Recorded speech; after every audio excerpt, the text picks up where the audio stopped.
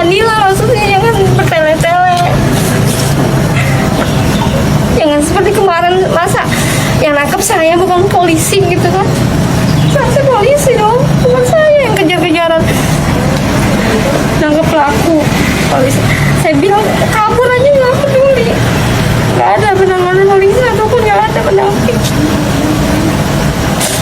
Lihat. Pertama saya lapor kan jam 2 malam tuh, laporan itu kan baru anak saya dijabulin pada hari Minggu, saya bilang.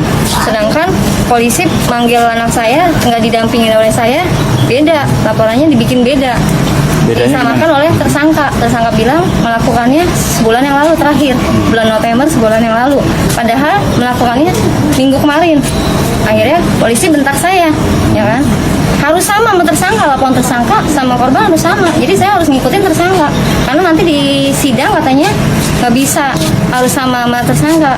Jadi tersangka melakukan misalkan 3 kali, anak ibu yang merasakan 3 kali kayak gitu. Saya bilang, tapi anak saya baru yang terakhir kemarin 2 kali. Saya bilang, nggak bisa, gue harus sama.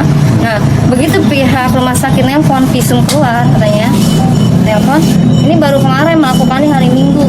Akhirnya laporannya diulang lagi, laporan saya yang pertama diambil lah tuh minggu kemarin melakukannya, bukan sebulan yang lalu. Itu udah bentak-bentak saya polisi itu. Itu penyidik dari mana, Mbak, yang bentak-bentak? Dari Polres Bekasi. Penyidik itu PPA ya? Iya. Alasannya hanya itu aja itu? Iya, begitu pada saat pelaku mau kabur, saya kan udah laporan kan. Katanya kalau misalkan tes visum udah keluar emang benar, tanya dulu ke dokter, luka nggak? Ya udah saya tanya ke dokter, Pak ada yang luka nggak?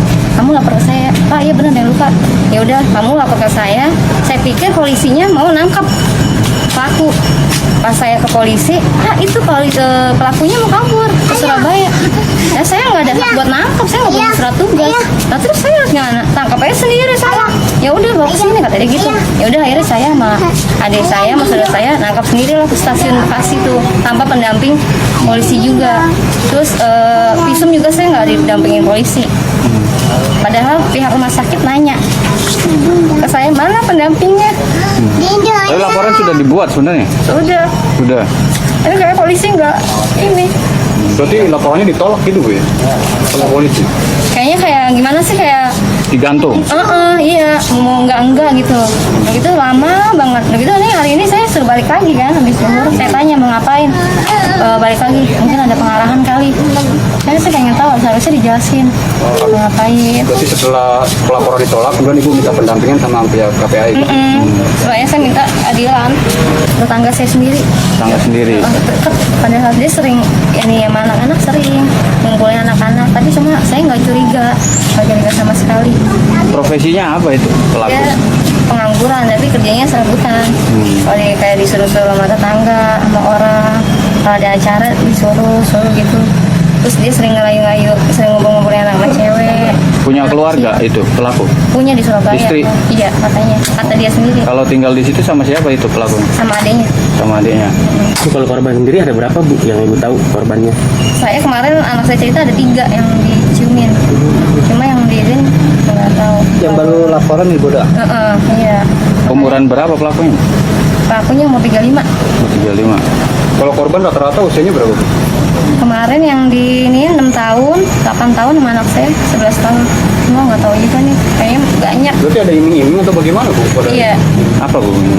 Dikasih uang 2.000 sama dijanjiin mau dibeliin kepiting sama kerang katanya. Terus setelah digituin, nanti saya beliin lah kepiting sama kerang. Tapi pasti digituin mulu, iming-iming gitu. Awas ya, jangan adu ya. Terus sekarang pelakunya ada di mana kalau gitu? Di Polres. Sudah ditahan atau belum? Iya, ditahan. Oh, sudah ditahan.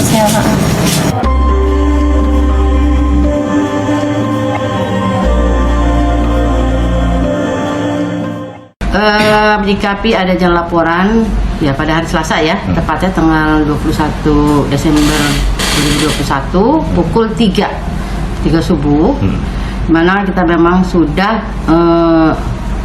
menerima laporan tersebut dan langsung Polres Metro Bekasi Kota menangani kasus tersebut. Sementara yang memang prosedur yang harus kita lakukan, banyak prosedur yang harus kita lakukan, itu dalam hal penerimaan laporan, kita juga harus mendatangi TKP, terus kita juga harus melakukan pemeriksaan baik dari korban, baik dari si pelapor, baik dari saksi-saksi yang ada di sekitar TKP. Seperti itu. Nah ini kan adanya pernyataan Bu yang menganggap kinerja kepolisian yang terkesan lamban karena si pelaku ditangkap oleh korban sendiri dengan waktu yang sama. Itu gimana? Ya kita sudah berbuat ya semaksimal mungkin, laporan sudah kita terima dan kita juga sudah melakukan daripada pelaporan tersebut ya, dari si korban, dari si pelapor itu pun juga kita akan terus melakukan pemeriksaan dan juga kita akan melakukan pemeriksaan kepada si korban itu sendiri. Tadi itu yang memang itu harus prosedur harus kita jalani.